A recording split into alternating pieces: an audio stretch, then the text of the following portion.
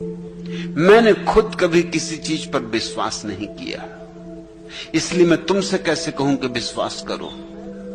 मैं तो अविश्वास के मार्ग से चला और सत्य तक पहुंचा।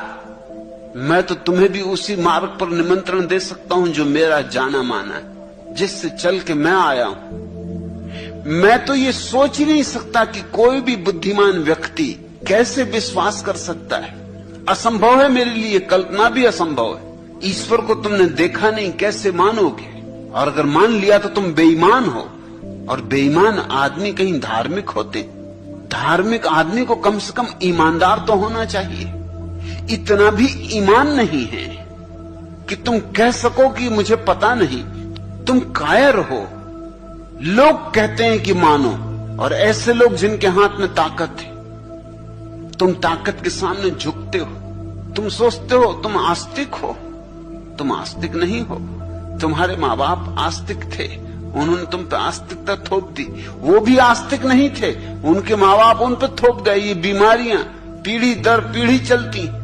पंडित, पुरोहित, अध्यापक, राजनेता, वो सब आस्तिक है, मगर वो भी आस्तिक नहीं, उन पे भी थोपा गया है। इन सब के बीच ईमानदार आदमी पहला काम तो ये करेगा कि वो इस कूड़े कचरे को हटा के रख देगा।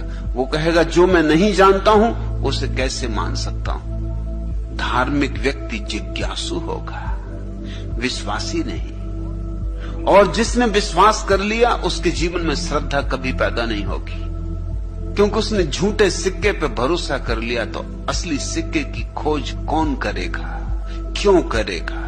जब झूठा ही असली मान लिया तब असली की खोज की झंझट क्यों उठानी, कैसे उठानी? तुमसे कहा गया है सदियों सदियों से कि अगर ईश्वर को पाना है तो पहले मानो। ये भी कोई बात हुई? ये तुम्हारी बुद्धिमत्ता का अपमान हुआ, ये तुम्हारी आत्मा का अपमान हुआ। मैं तुमसे कहता हूं अगर ईश्वर को जानना है तो मानना कभी नहीं। अगर ईश्वर को जानना है तो खोजना, विश्वास मत करना। मैं एक वैज्ञानिक धर्म की नींव रख रहा हूं। यहां तो पूछो, जी भर के पूछो। पूछोगे तो उसका अर्थ हुआ तुम खोज रहे हो।